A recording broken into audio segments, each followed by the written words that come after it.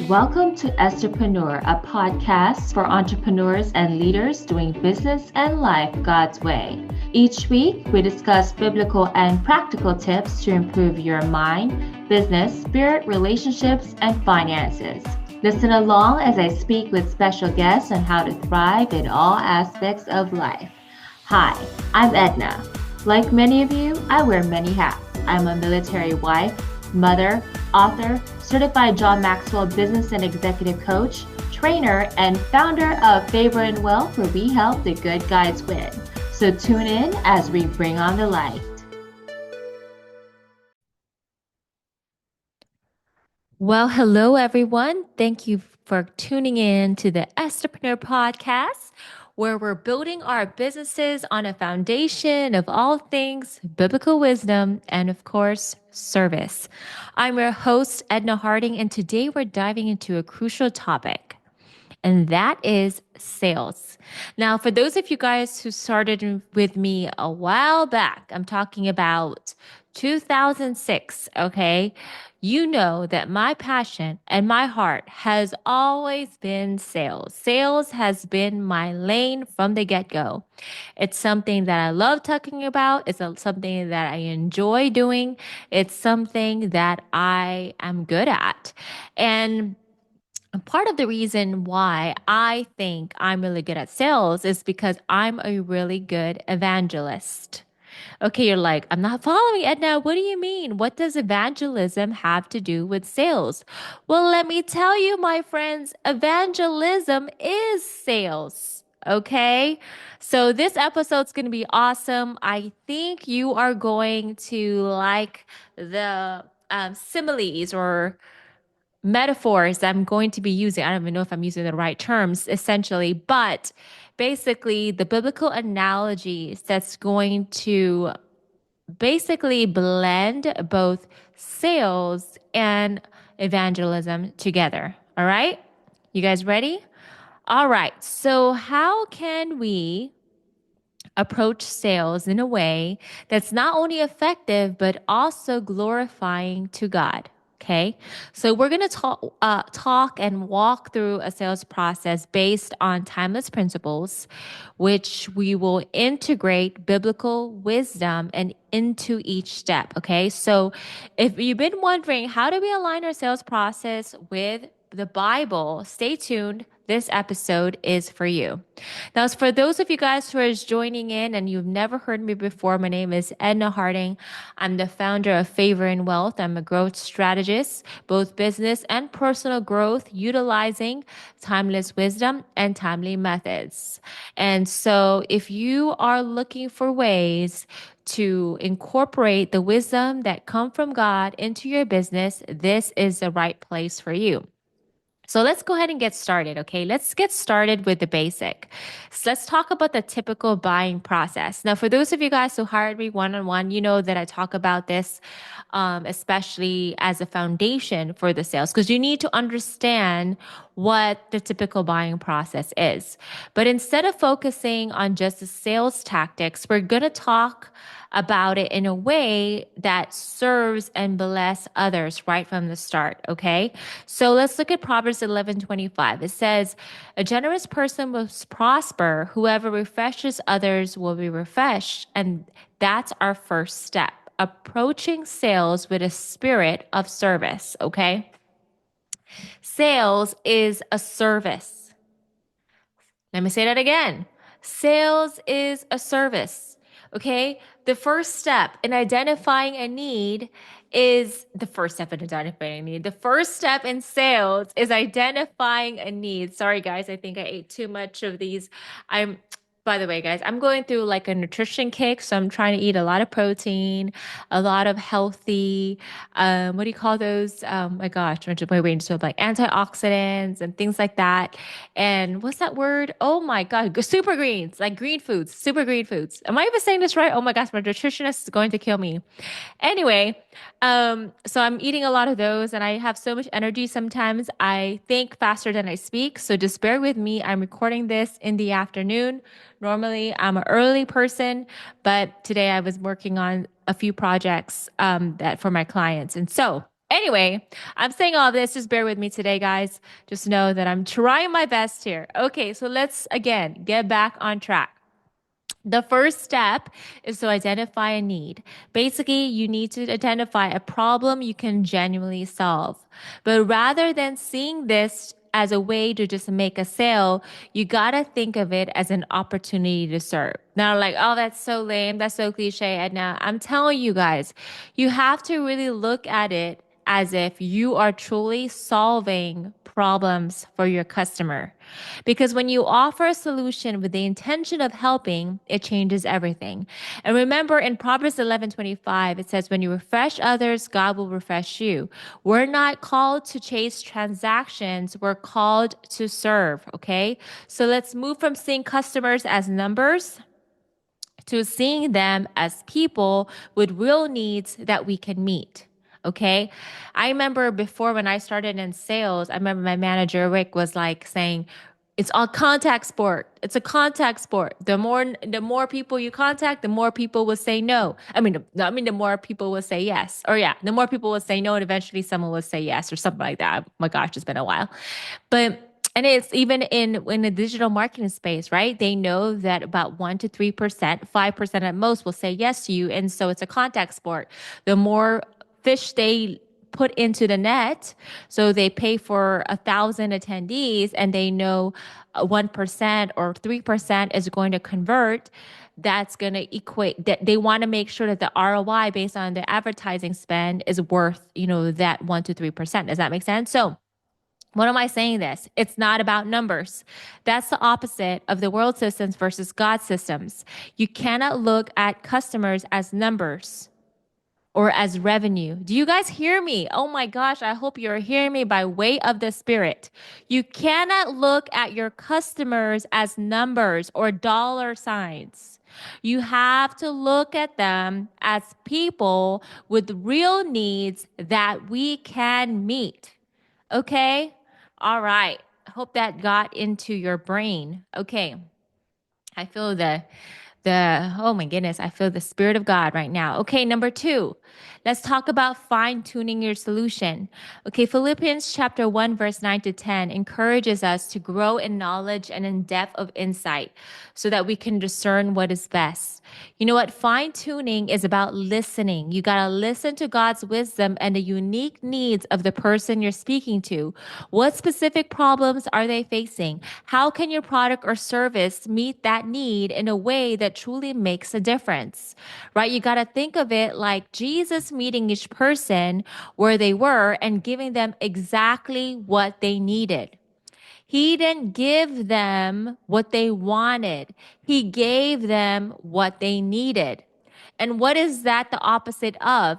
In the world, they teach you, sell them what they want. Sell them what they want, not what they need. But in Jesus's method, sell them what they need, not what they want. Oh, come on, my friends. I just drop a truth bomb and I hope you hear it by way of the Spirit. This is a difference between the world's ways and God's ways. Let's go to number 3. Building trust is essential. Okay. Proverbs 22:1 says, a good name is more desirable than great riches. Trust begins with integrity, my friends. If we're committed to doing business God's way, we need to be integrous, honest, and reliable in every interaction. What does that mean? Let your yes be yes and your no's be no. Okay. Trust isn't just about offering the right solution. It's about being the right kind of person. Okay. Here's the thing, guys. Do not sell anything to anybody until you have gained their trust, period. Okay. This whole mentality of the world to sell you based on emotion or to sell you based on hype, to sell you based on social proof, right? Because like, oh, you can trust me. Look, all these people who trust me. My friends, you have to listen to the peace inside of you, okay? And you have to be the bearer of peace, right? the Bible says for us to wear the scriptures talks about one of our weapons is the gospel of peace, like the shoes of peace. Like when they interact with us, do they feel peace? Oh, come on, Jesus. I am preaching right now, and you guys better be running around the corners because I am preaching. Even I know I'm preaching, okay? This is supposed to be a strategic episode, but I feel like I'm preaching right now. Okay? Bring the gospel of peace. Ask your customers, do you feel peace about this? Or is it pressure? And I always say, if you feel pressure, don't go with it. Don't hire me if you don't feel peace. Only hire me when you feel peace. Okay? And I mean that. I mean that. I don't want to twist people's arms to work with me. I want people to know without a shadow of doubt that I am who I say I am and that I am the solution to their problem. Does that make sense? I always tell people, pray about it. And if you feel led, come join us. All right? Because when we position ourselves as someone trustworthy, we're not just gaining a client, we're building a relationship. All right. Number 4, social proof as evidence of God's work. Of course, eventually you need to have social proof, right? You can't be in business and not have any customers. Okay. So, meaning if they're your first customer, let them know they're your first paying customer, but you have helped people do the same thing. You have to sell something do you have produced results for. And if you haven't produced results yet, my friends, do not sell them anything. Offer it for free as a gift. Make sure you can deliver on your promise, not just in theory, but actuality, then sell them. Does that make sense? Matthew 7:16 says, Jesus said, you will recognize them by their fruits. Social proof or sharing success stories essentially is the fruit of your work. So when we share testimonials or success stories, or even give referrals or references, it reassures people that we can deliver. But than that, it shows how God has blessed our work. So your client's success will then testify to the effectiveness of the solutions that God gave you and to the favor of God over your life and over your business. However, and this is a big however, there is a balance between social proof or be showing God's faithfulness to you and pride. You don't want to go get so caught up. Oh, look at all the houses I built. Look at this and this and this. And this is the thing about or what I notice about the difference between the world and God's people is the world will flaunt the riches and be like, look at me, look at all the things I have, buy from me and you could have this. Okay? Instead of focusing on your riches, why don't you talk about the blessings that your people have had that has worked with you?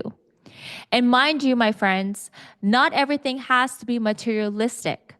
Sometimes peace and joy, clarity, strength, wisdom, and hope are even better than riches. Oh, come on, I'm preaching again, my friends. Do you hear me? Do you guys hear the truth that are coming out of my mouth? I'm going to listen to this episode myself because this is just coming from the throne room of God, my friends. Listen to me. It's not all about material gain. It's about gains in the spirit realm. Oh my goodness, gains in the soul. Oh my goodness, gains in the mind, my friends. Because guess what? When your soul is taken care of, the natural part, the external things, including your finances, will also be taken care of. So if you're feeling stuck right now, if you feel like, oh my gosh, where's the fruits? How come I'm not seeing any tangible fruits? Could it be that your soul is sick? Could it be that God is still working in your spirit, man? My friends, remember, He doesn't care about the external things. He looks at your heart, okay? Why am I saying this? Okay. Because you got to discern your spirit. You got to test your heart. You got to make sure that as you're sharing this social proof, that it is coming from a pureness of heart. Okay. Number 5, understanding your audience. All right, I feel like I need to drink water, but it's okay. The kitchen is very far away. Romans 12:15 encourages us to rejoice with those who rejoice, mourn with those who mourn. Knowing your audience is more than just knowing their demographics, okay? It's about empathy. When you connect with your clients emotionally, they feel understood. So before trying to make a sale, you got to invest in understanding who they are, their challenges, and their goals. Christ showed us this, that true connections happens when we meet people in their reality, showing them that we care and that we truly care, right, about their lives. Okay. So there's a difference between that we care and that we truly care. There is a big difference. So let me give you an example. How many of you guys have had a coach before, and once you stop paying them, they're no longer your friend, or they no longer stop checking on you, or they no longer stop being a blessing to they stop making being a blessing to you? Why? Because you're just a number. That's the difference between the world's ways and God's ways. For me, you could ask any of my clients, that those who are no longer with me and those who are still with me, right? Those who are no longer with me, I still treat them the same, whether they're paying me the big bucks or whether they're getting my free resources.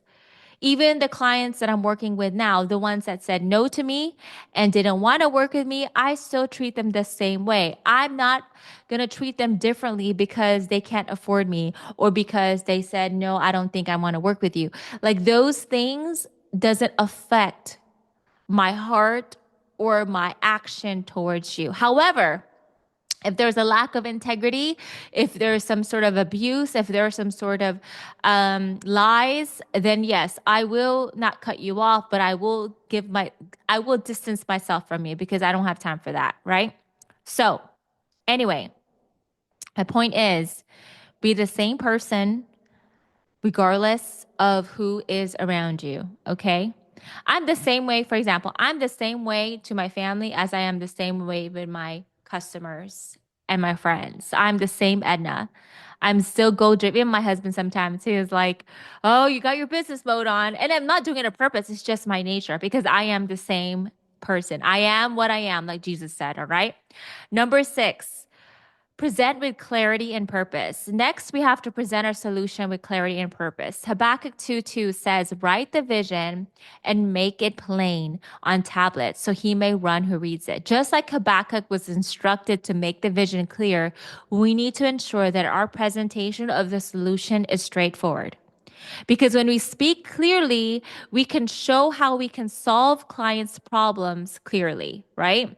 We empower them to make a confident decision. The reason why people don't say yes is because they're unclear about your solution and how you can help them. Oh, come on, my friends. I'm preaching again.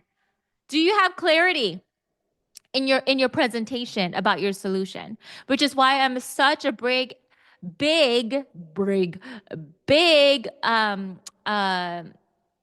advocate for a signature framework and a signature program. You need to know your program ins and outs, and you need to know your customers ins and out, and you need to be able to explain with clarity how you could take your customer from point A, which is where they are, to their promised land, and clear roadmap for them to follow. And these are all the things I go over during my Business Unlimited growth mentoring program. If you guys are listening to this and if you want to learn more, go to my website, favorinwealth.com. Click on services, group growth mentoring. Doors are open now. You could start signing up now. Official launch is November 22nd. Just go ahead and apply. And I promise you, if you're applying, you're more than likely hearing the Spirit of the living God, and more than likely you will get in. So you don't let that additional application step stop you. It's only $297 a month, guys. I am telling you, you need to join now. This is the perfect time to join, okay? Because I know that God is accelerating things for his body. So hear me by way of the Spirit. If you are looking for a sign, this is it. All right, number 7, make a compelling offer, okay? With integrity now, okay? Let's talk about the offer. Matthew 5:37. Jesus says that your yes be yes and your no be no. This is the heart of a compelling offer. It's grounded in integrity. There's no need for gimmicks, my friends. Our offer should be transparent, honest, and valuable. When we present our offer that genuinely fills a gap, and when we do so with clarity, that's important, and integrity, it will resonate deeply with people. All right, let's go to number 8. Sorry, guys, if I'm rushing, it's because my kids are about to come home and I want to finish this podcast recording before they come home. Now, here's where things come to full circle. Attitude. Matthew chapter 10, verse 45 reminds us that the Son of Man came not to be served, but to serve. Selling, when done with a servant's heart, become an act of ministry. Remember, our work as business owners is not just about transactions, it's about transformation. So, when we offer our services, we're not just fulfilling a need, my friends, we're helping people solve problems that matter to them. So, as I mentioned before, in any of my trainings or of any of my coaching sessions, your business is your ministry to serve others.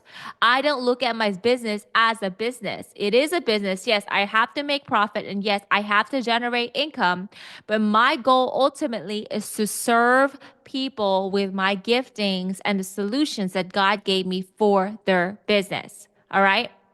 And let's go to number 9. Sowing faith and experience with humility. In Psalm 71, David says, "My mouth will tell of your righteous deeds, of your saving acts all day long." You know, sharing our journey or experiences humbly reminds clients of the bigger picture. Our success and even our trials are all part of God's given purpose. This builds a sense of authenticity. So it's not about boasting, it's about testifying to God's goodness in your work and in your life. So don't just talk about the good stuff, talk about the bad stuff and the redeeming power of the Lord Jesus Christ. Remember that seed your story and let it inspire those you serve. Your story, you know, the Bible says that we overcome the enemy by the blood of the Lamb and our word of their testimonies. This is why I like to share about my testimony, the things I had overcome. Because I know that that's really what's going to set the captives free. It's through my story of God's divine hand intervening in my life. All right. So as we close today, let's remember 1 Corinthians 15:58, which encourages us to give ourselves fully to the work of the Lord, because we know that your labor in the Lord is not in vain. When we approach sales with a heart of service, when we make an impact that goes beyond financial gain, we're actually sowing the seeds of divine revelation and divine wisdom in people's lives. Because when people start seeing that the ways of God works for your business, they're going to be like, oh my gosh, well, how about if the ways of God will actually work for my business? Because the thing is, the reason why people follow the world systems, because in their mind, the world systems work better than God's systems, right?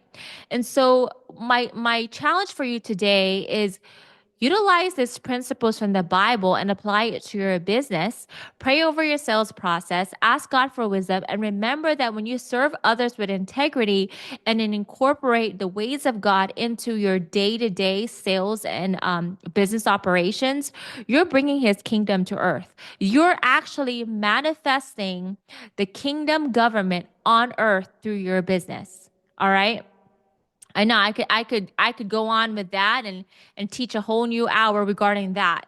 And if that's something you want to learn about, join my program. The reason why I'm plugging in is because I'm evangelizing to you. I'm telling you guys, the answer to your problem is Business Unlimited program. I am telling you by way of the Spirit, this is what you're looking for. You need to join now.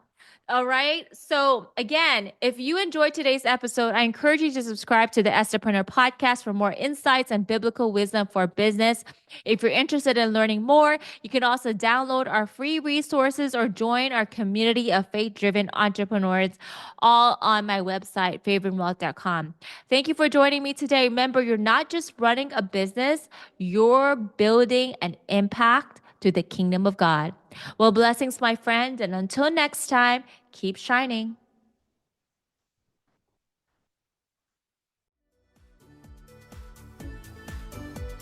Thanks for joining us this week on Estherpreneur. Make sure to visit our website, favorinwealth.com, for more information on our services. While you're at it, if you found value in this show, we'd appreciate a rating on iTunes, or if you simply tell a friend about the show, that would help me out too. Also, check out my book, The Ugly Side of Sales, available on Amazon, where I share 7 of my secrets on how to win and grow business the right way. Until next time, keep shining.